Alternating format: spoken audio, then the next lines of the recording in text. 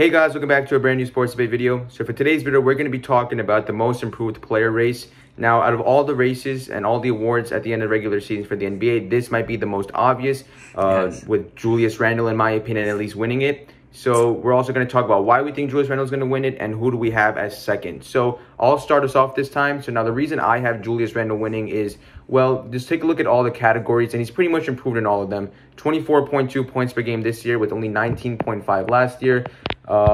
He's averaging more field goals per game.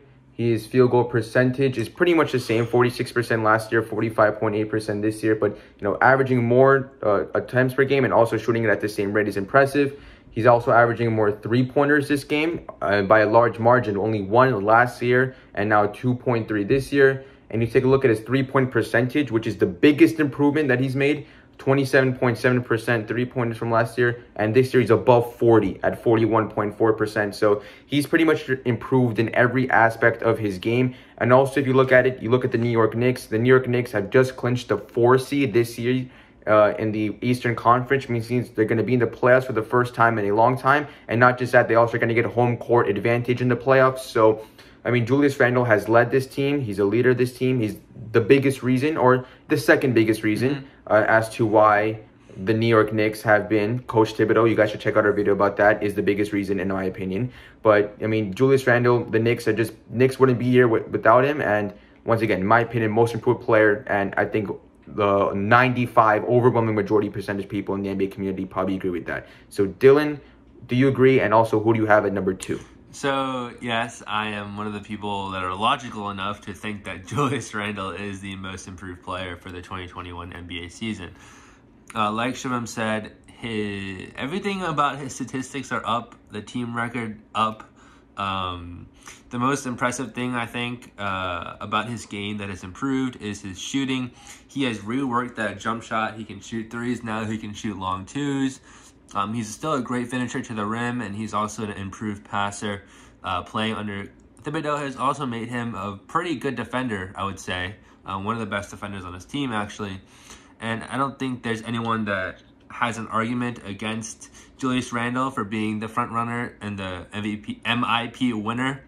So I'm just going to go to my second candidate, who is Michael Porter Jr. Now, in the bubble, Michael Porter Jr. showed a lot of flashes of brilliance in the bubble with his pure three-point shot. I mean, he was stroking it from really deep in the bubble. And a lot of people saw that and they were like, this kid is going to be great next year. And he was. And what was really the catalyst, I think, for his MIP case and his entire season going the way it has been Jamal Murray's injury. Now, I would never wish injury on anybody, any player, no matter how much I dislike them, because they just suck. But I think without Jamal Murray's injury, Michael Porter Jr. may have never gotten this chance to shine.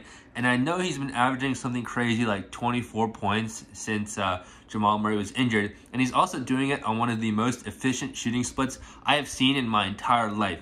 He is shooting nearly 80% from the free throw line. He is shooting 63% on two-pointers and 44% on three-pointers.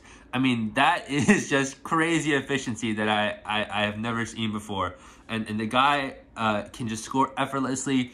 He is like a smaller KD. I know a lot of players get compared to KD. If you're a wing player and over 7 foot and you can shoot, you're compared to KD. But I think Michael Porter Jr. is the closest player we have seen to a modern or more modern day Kevin Durant. And even though his defense is lackluster, I think he can definitely improve on that end. He definitely has the body type and the length to do that. So I think he is going to be making lots of improvements over these next couple of years. And I think he'll be a perennial all-star in the future. But I just don't think he has the strongest case, I would say. But he's definitely number 2 for me. Yeah, so for number 2 for me, I actually went with Jerami Grant. I don't know if I pronounced his first name right, but Grant of the Detroit Pistons. So the reason why I went with him is because first is points per game. He only averaged above 10 points per game, only 2 seasons in his career. And this season, not only is he averaging more than 10 points per game, he's averaging more than 20 points per game. He's actually averaging 22.3 points per game. So just it's improvement that really, at least many people, at least I didn't expect to come out of him.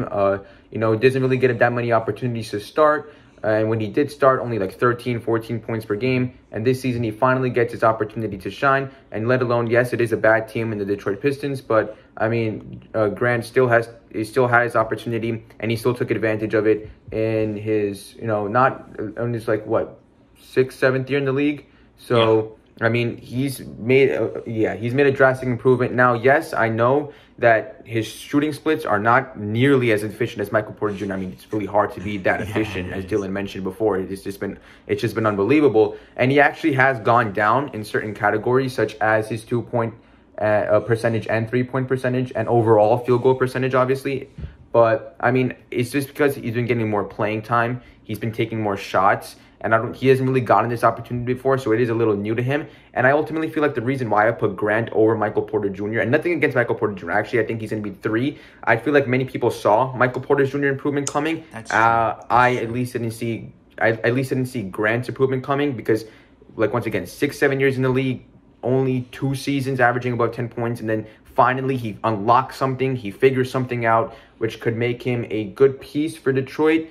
If they use him properly, but it's Detroit, so you really never know. But 22 points per game. But both guys, Michael Porter Jr. and Grant, both guys are excellent options for the number 2 spot. But obviously, Julius Randle has number 1 on lock.